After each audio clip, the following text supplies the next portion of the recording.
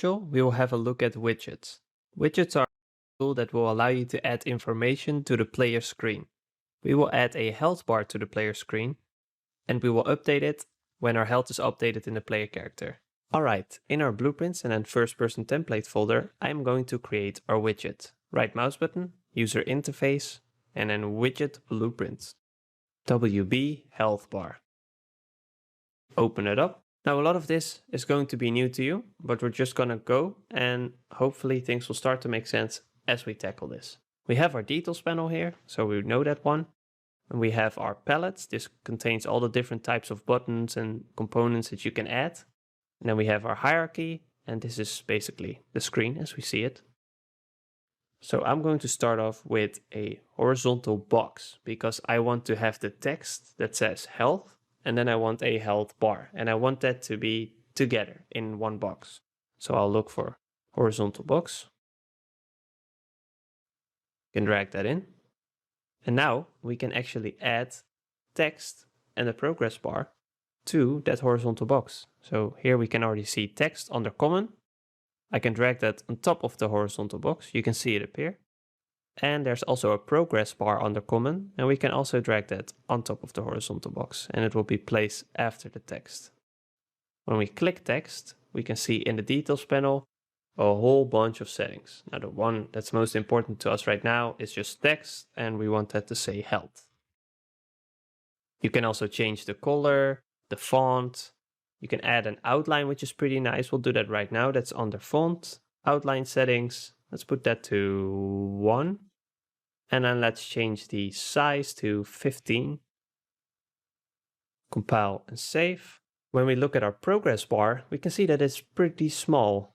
We want that to fill this whole space basically. So in the details panel, we can already see the slot settings, size. Let's put that to fill. And we can see that it filled it out completely. Maybe we can do vertical alignment. That will make it a bit small. Now, if we change the horizontal box, if we change those dimensions, it will also change that of our health bar. So you can make that the size you want. And then we select our progress bar, and in the details panel, you can see the style. So you can set the background image, the fill image. We can set the percent, the fill color and opacity. Let's put the default to green. And there's a whole bunch more settings. Under the progress category, we can see the percent variable. And next to it, it says bind. We can create a binding. The downside, however, of this is that the binding is executed on tick. So every frame, a binding is executed. It will check our player health. We don't need to always check our player's health. We just needed to check our health or update the health bar when we take damage. And we know when that event takes place. That is one event in our character blueprint. So it's not a lot of effort to tell our health bar, update when I update, instead of always checking. So we won't be using this. Going to compile, save. And we'll go to the graph. Now this looks very familiar. And here we have event construct. This is basically the widget's version of begin play. So what do we want to do? Well, we need to have access to the health, and we need to be able to update the health. So let's create a custom event. Right mouse button, add custom event. And we'll call this update health bar.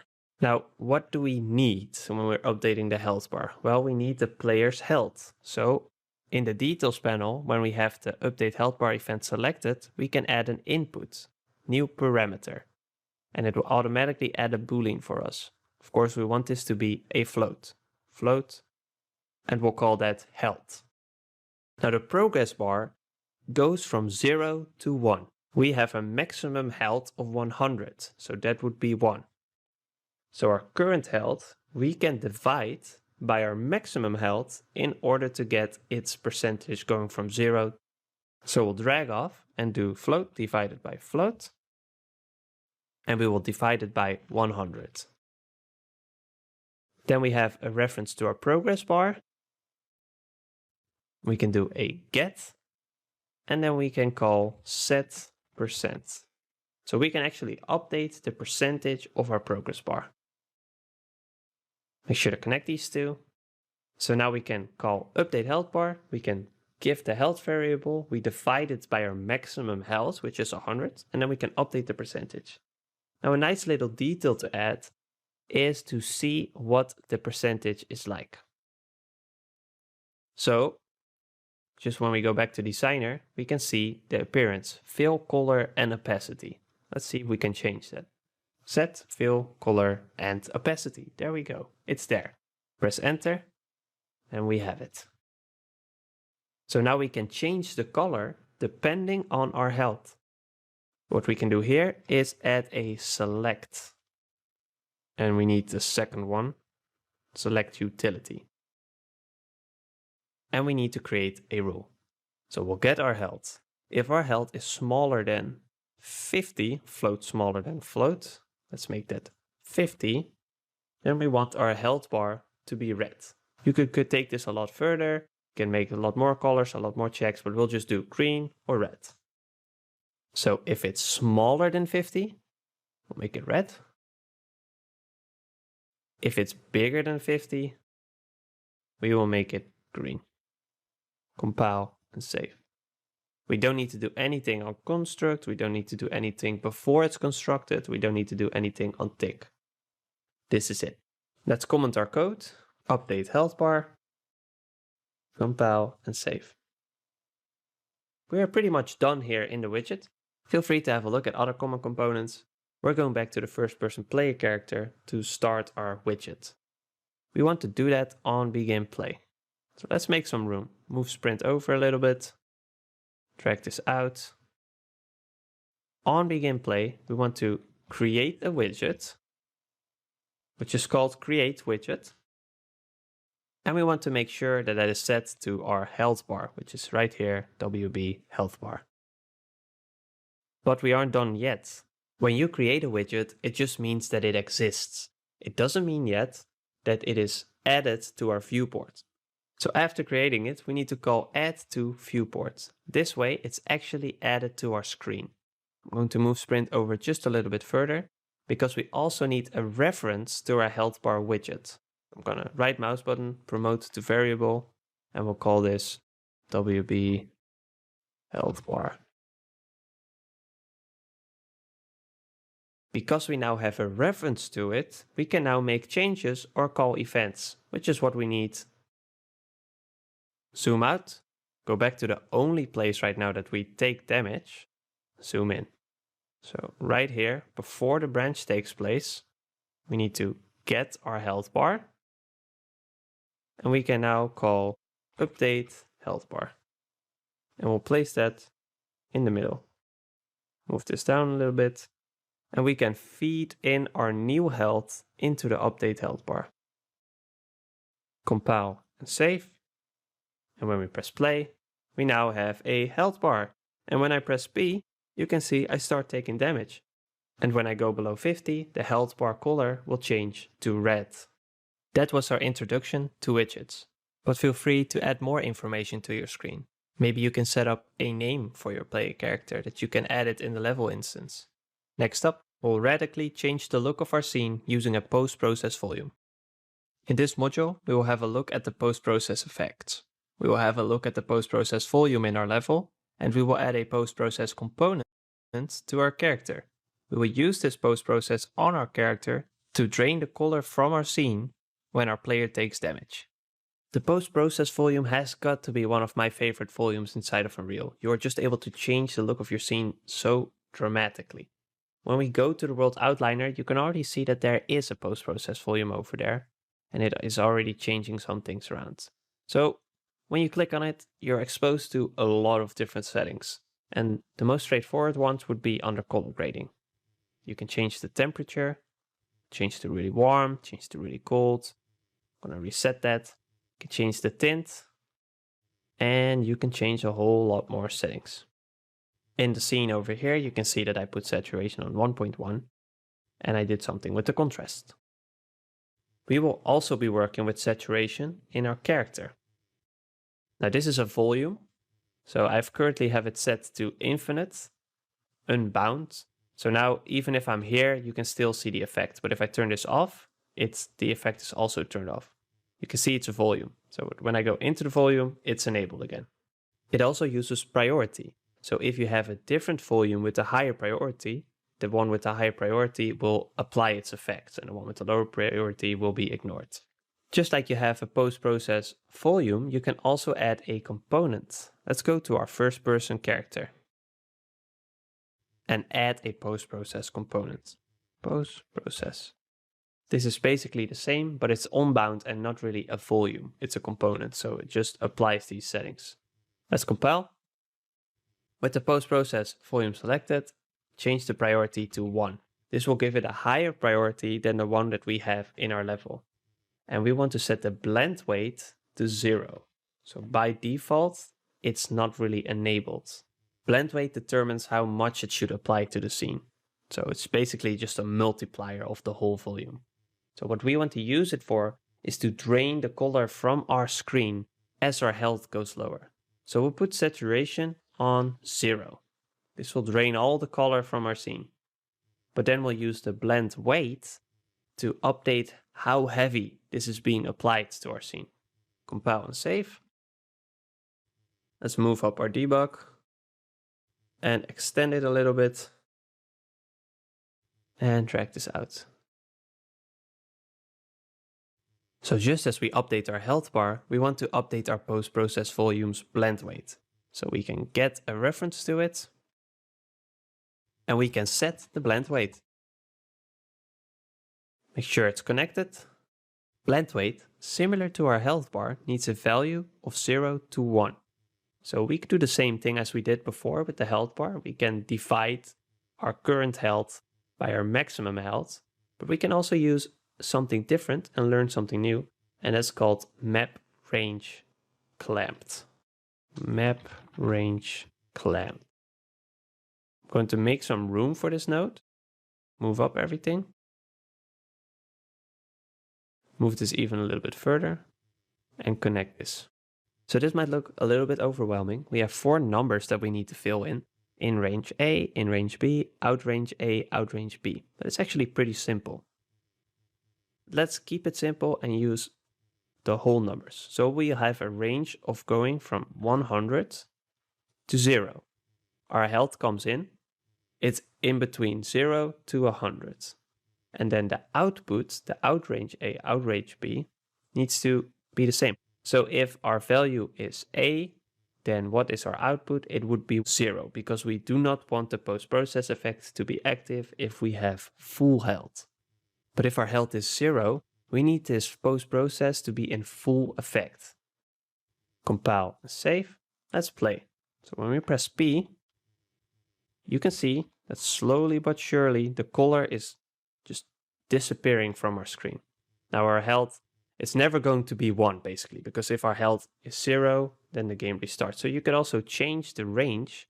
So say we start at 70 and end at 20. This means that as long as our health is above 70, the blend weight will always be 0. And if our health goes below 20, it will always be 1. So we're at 70 health, nothing seen. Yep, there we go. 60, 50, 40, 30, 20. This is just, there's no changes between this and the last one. We're at the lowest of low. That was our introduction to widgets and the post-process volume. Feel free to play around with it some more before we head to the next section, where we will create our first blueprint actor that will serve as a parent for our door.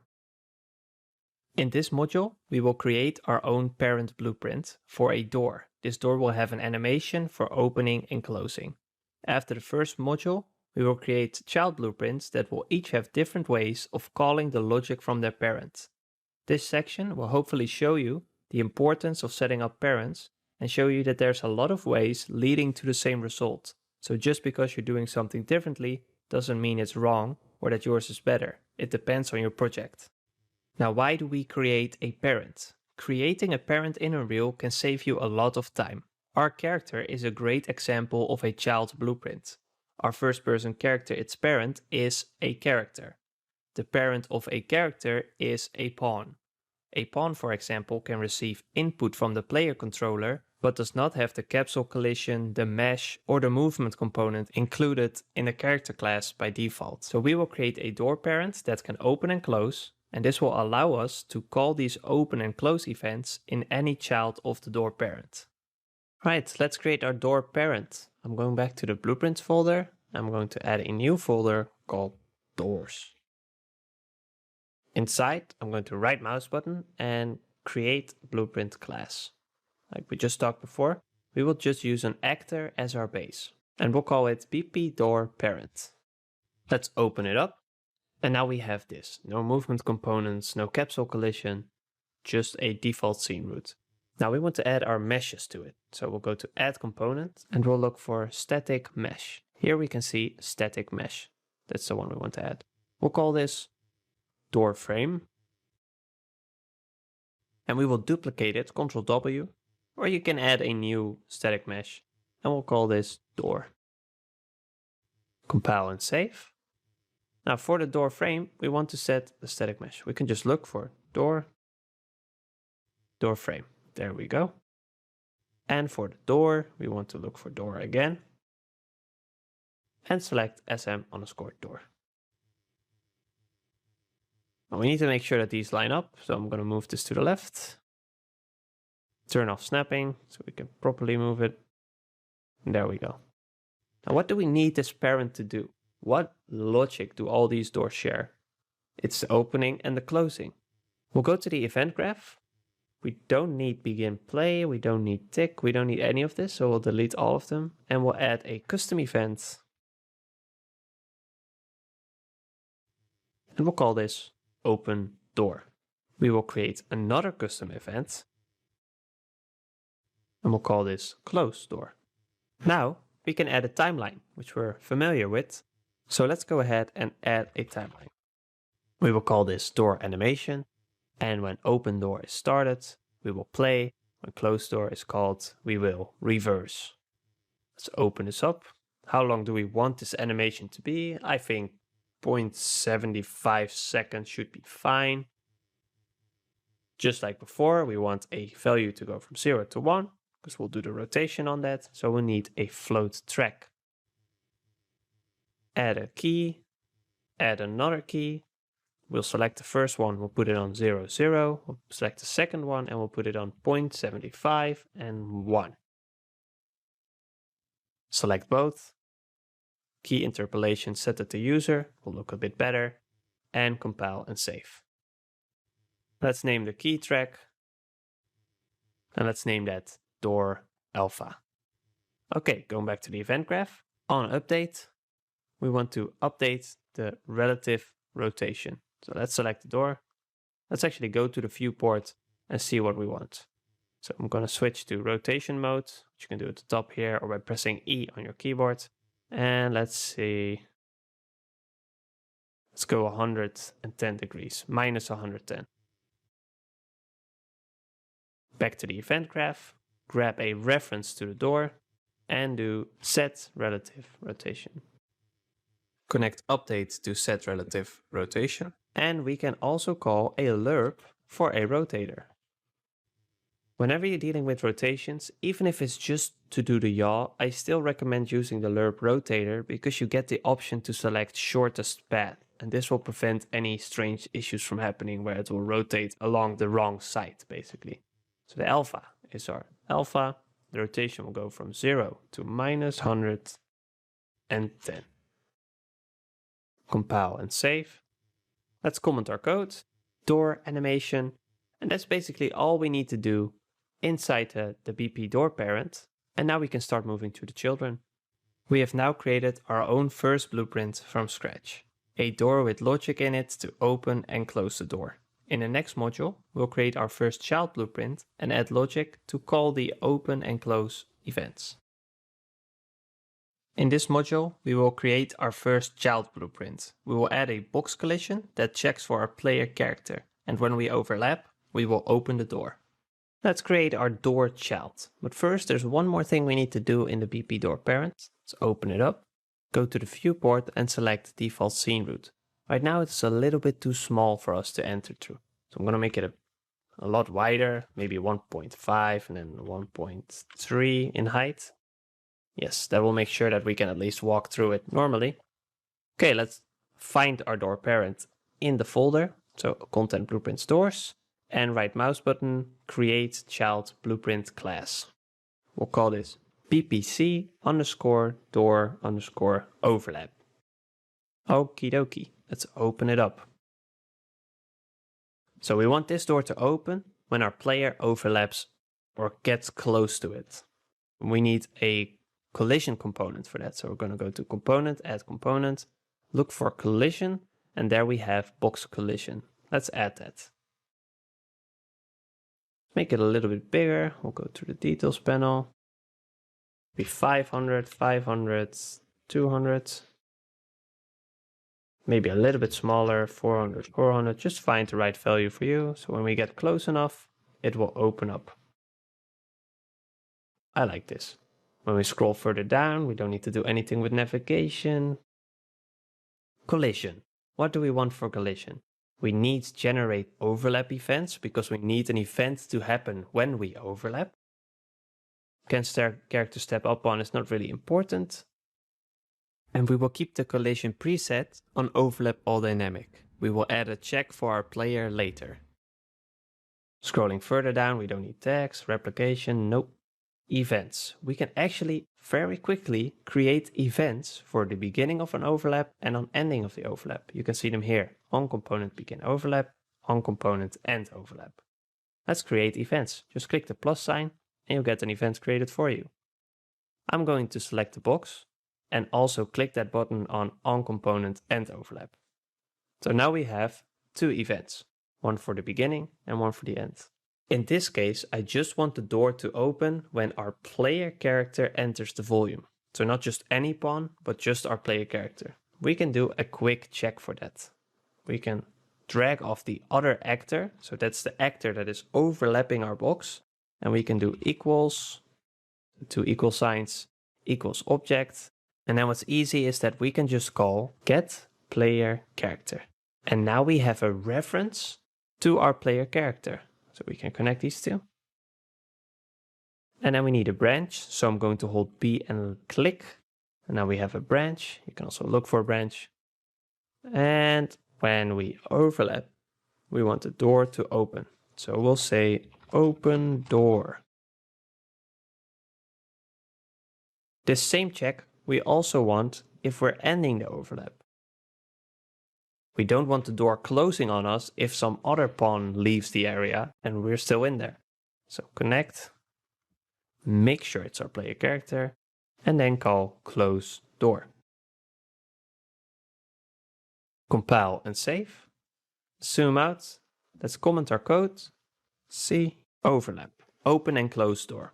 That should be clear enough. Compile and save. Let's go back to our viewport. And let's drag it in, BPC door overlap. I'm going to rotate it.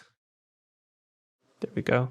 So you can actually see a preview as well of the volume. So if we enter this volume, it will open. If we leave that volume, it will close. Let's press play and test it out.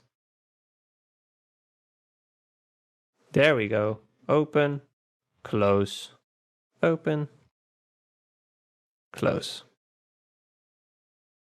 Now maybe you've seen the door animate, you want to make it quicker. You can go back into the BP door parent, update the timeline, and it will automatically also go for the BPC door overlap. We now have a door that can open and close when we approach and leave. We are making sure it's opening just for our player and nobody else.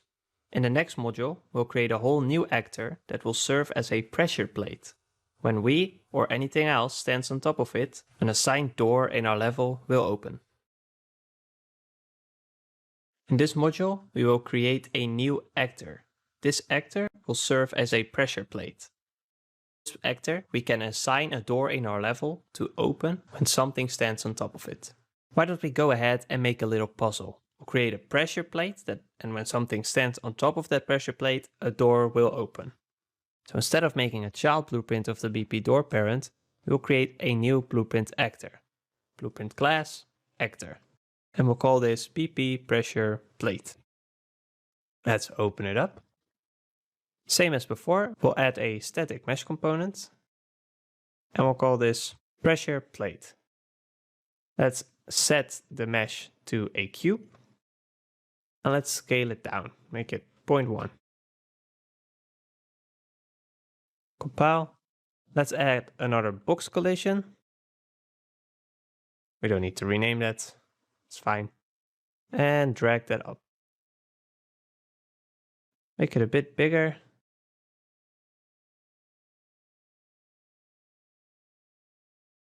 All right, that's fine. So when we scroll down, this time we'll allow overlap all dynamic with generate overlap events enabled. This way, anything dynamic that we throw on top of it that has generate overlap events enabled will generate an overlap event. Compile and save. Next up, we'll create a begin overlap and select the box again, and we'll have an end overlap, just as before. Compile. When we overlap, we want to open the door. But if you try to do that, open door is not a reference, please understand. Open door is not an event in the parent class, which is the actor. So we need a reference to a door. And we can do that by making a new variable. We'll call this door reference. Then in the details panel, change the variable type to a BP parent door or BP door parent and set it as an object reference. This will allow us to select a level instance of a door and set that as a reference. So this needs to be editable because we want to select a door in our world. Compile and save. Now drag this out, hold Control so you get that reference. And now we can call open door. So whenever someone enters, open door will play. But we can't just call close door when the component end overlap stops. Because say we push a box onto the pressure plate and we ourselves stand on the pressure plate, if we walk away, the door would still close, even though the box is there, if it doesn't call the begin overlap. So we want to make sure that we do a little check.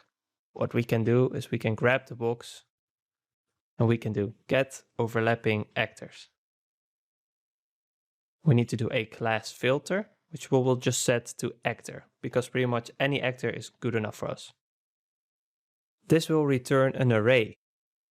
An array is basically just a list of all the actors that are currently overlapping. Now, we don't really care about this list. We just want to know if the first result is a valid result. Because if the first result is not valid, then we know that we can close the door. So we can get.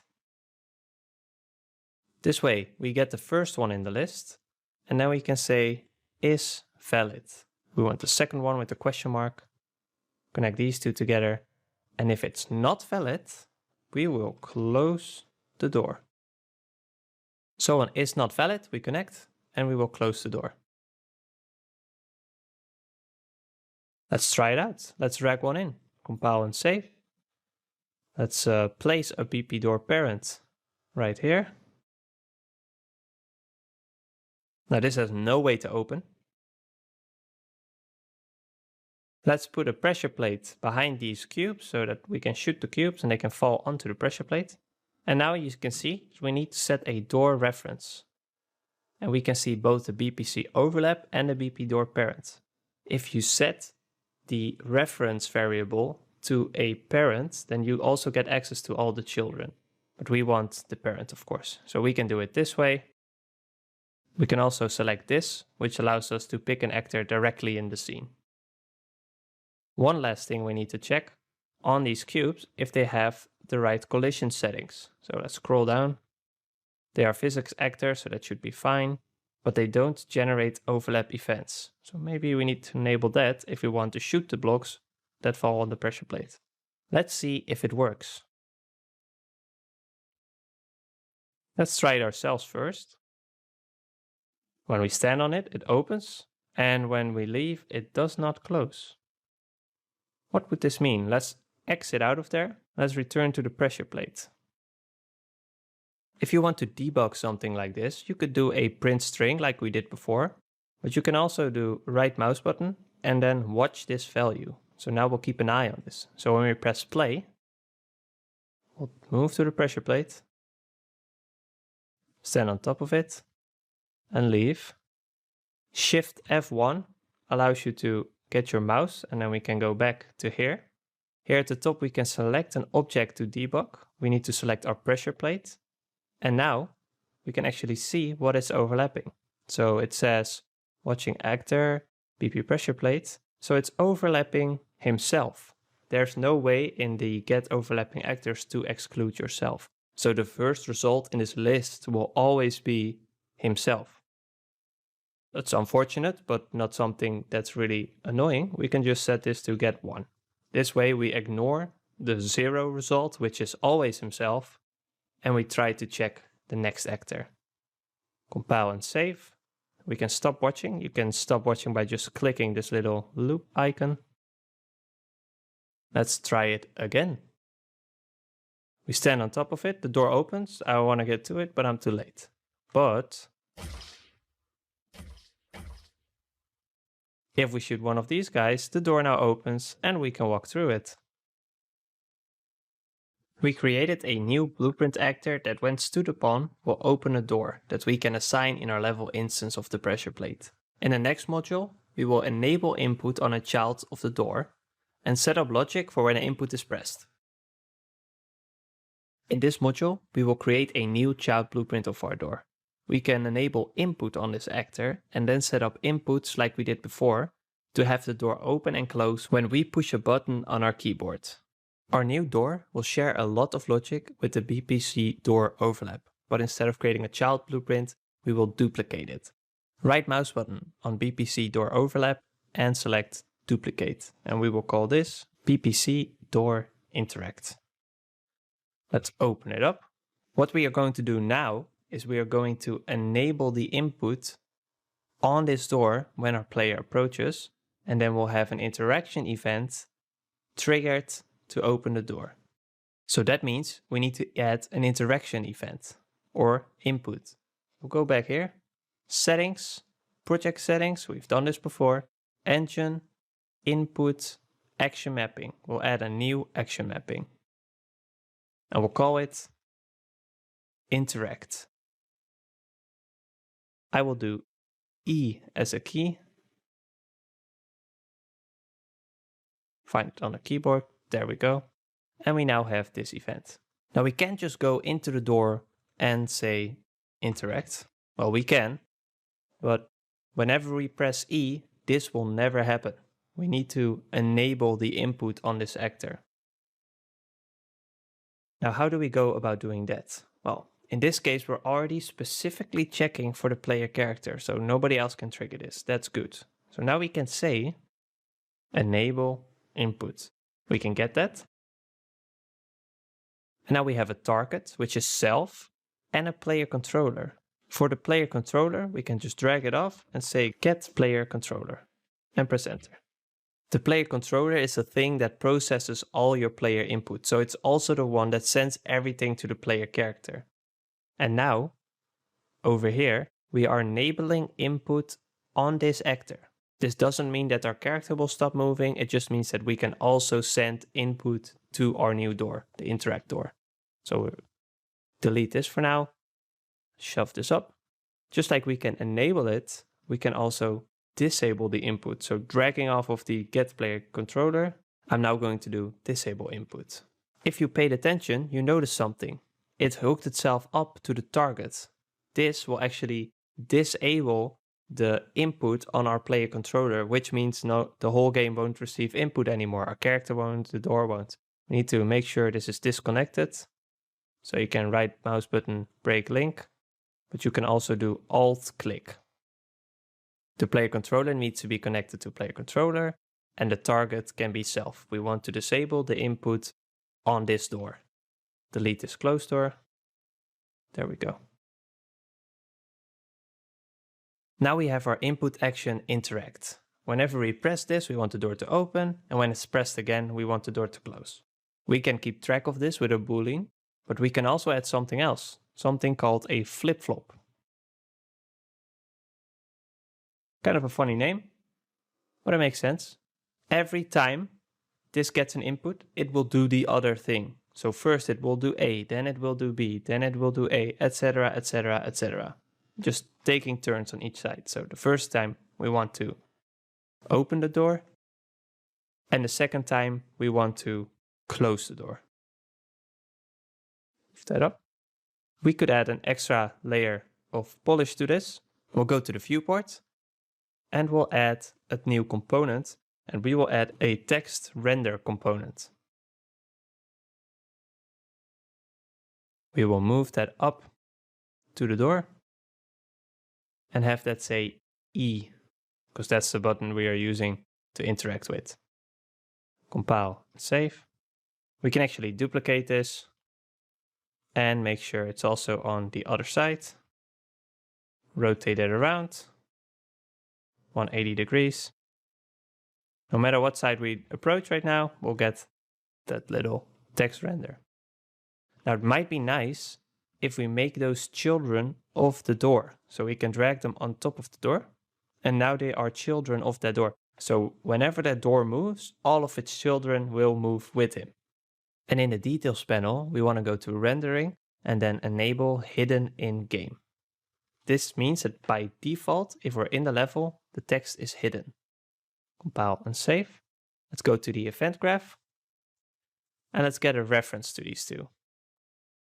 Because when our player enters the box and he can interact, we want these to be visible. So just as we just set them to hidden in game, we can now make them visible. Just look for hidden in game and you'll find set hidden in game. Connect this. Make sure the target is connected to both text renders, and the new hidden should be false because it's no longer hidden. Copy, paste, connect this, connect it to the two text renders, and if we leave, we want the new hidden to be true. Propagate to children isn't relevant because they have no children, so there's nothing else to hide. Now for the last part, we might want to go in here and make sure that this box by default is a lot smaller. Only when we're close to the door can we interact with it. Compile and save. Let's get one in there. Put it next to the other ones. Door interact.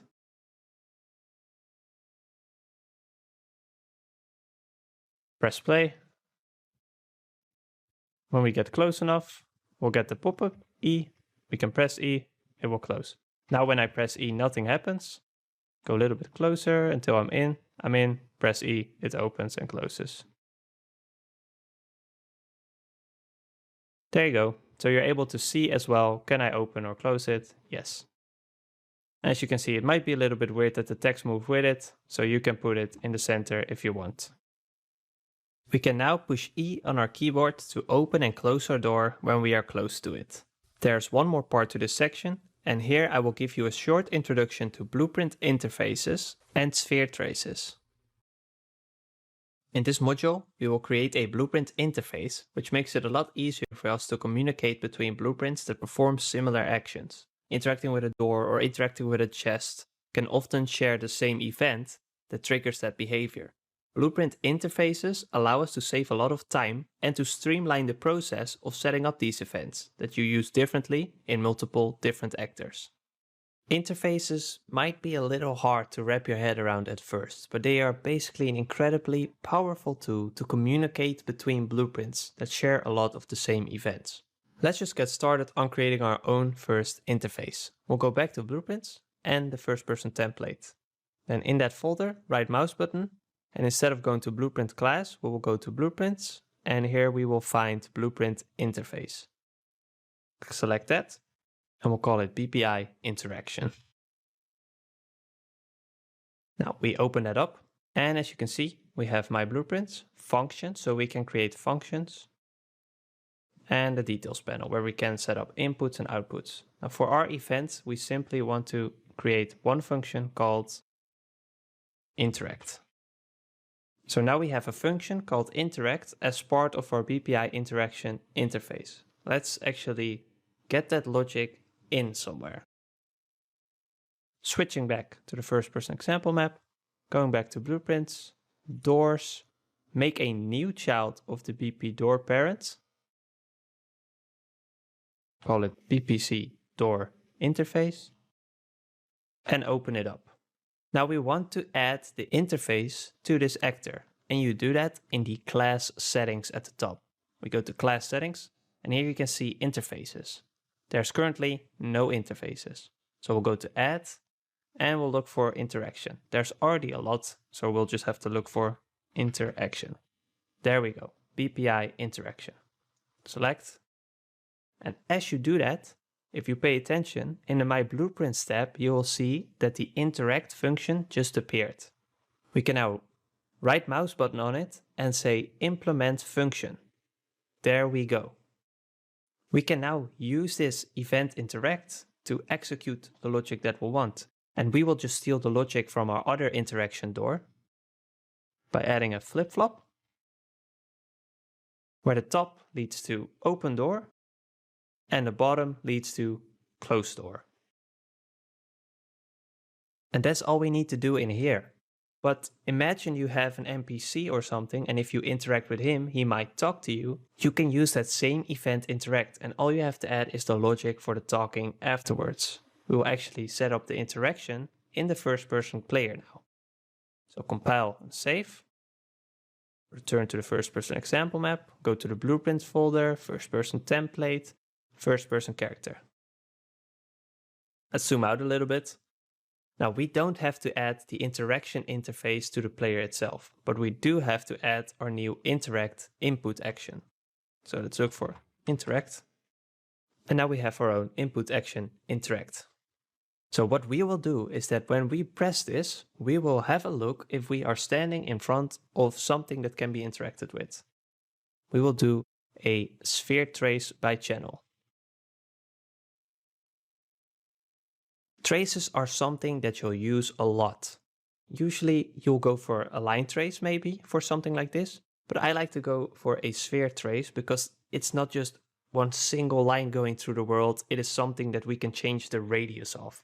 So maybe if we're not hitting our actors as much as we want to, we can make the radius a little bit bigger and the chances of us hitting an actor that we are looking at will increase. So what does it want from us? It wants a start and an endpoint. And what it's going to do is, between that starting and endpoint, it's going to draw a line with a certain radius, and it's going to look for actors to interact with. And then when we hit those actors, we can do something with them. So what would be the start point? I think the start point in this case could be our camera. So we can get our camera, and we can just get its location. Get world location. That would be our start. But how do we find the endpoint?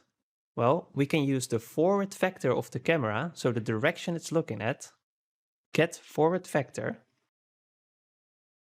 We can multiply that by a float to determine the range at which we can interact with actors. And then we need to add it back to the original world location. Look for vector plus vector. Now, important to keep in mind is that one Unreal unit is 1 centimeter in real life. So 500 centimeters would be 5 meters, which would be a decent length. Let's go with 500 centimeters. Next up, we have the radius. What do we want the radius to be? Well, let's go with something like 2. We don't need a massive sphere going through a level, just a small sphere is fine. Trace complex, that's not really something we need. For trace channel, we will keep visibility. This means that whenever it hits an object that we can see the way we see it, and it blocks that trace channel, which is enabled by default, then it will return as a hit result. Draw debug type we will enable for duration. And now we'll just compile, save, and play. Let's just have a look at what it looks like, what we just created before we continue. When you press E, you can now see that we are drawing a pretty big line from our camera forward. And when we walk to this cube, you can see it turns green. There you go.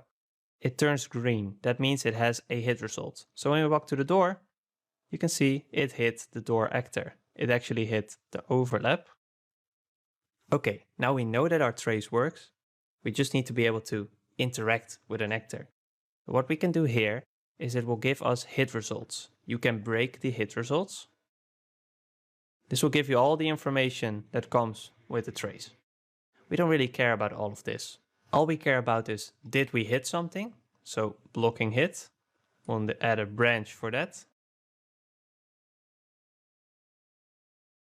And if we did hit something, does that actor actually have our interaction interface? How can we check that? Well, there's a function for that we can call. If you look for interface, you get the option does implement interface. That's what we want. And then in here, we can select our own interface, which is the BPI interaction. And if this is true, we can send a message using our interface. So one more branch, connect these two.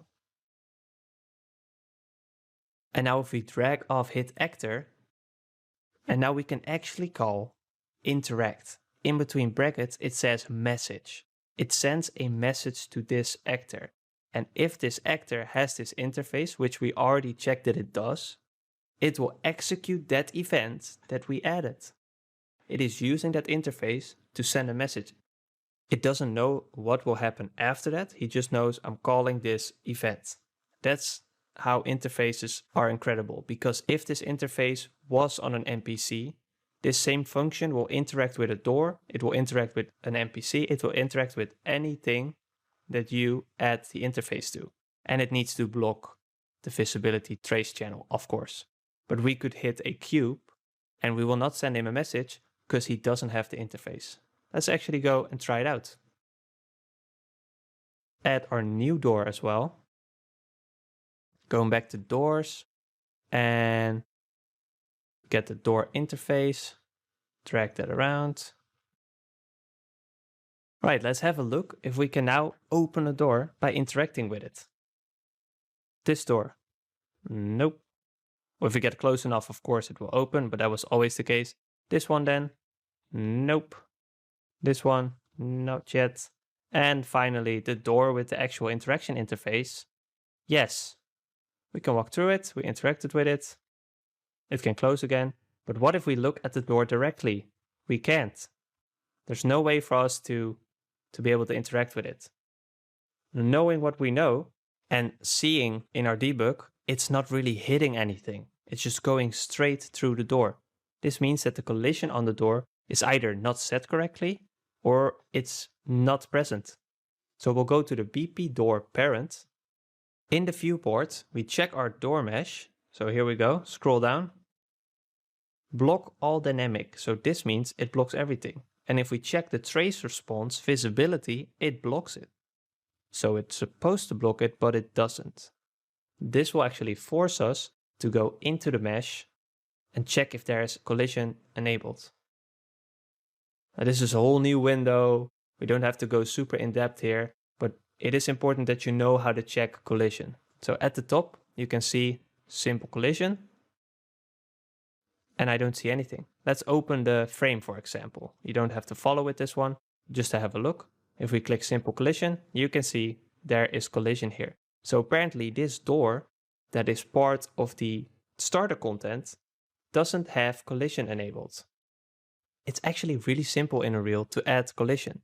You can go to collision and add auto convex collision, which is great for more complicated meshes. But in this case, we can just add box simplified collision and it will just throw a box around there.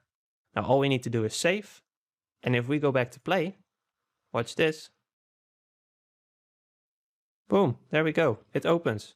We can hit the door and it will open. It now has collision.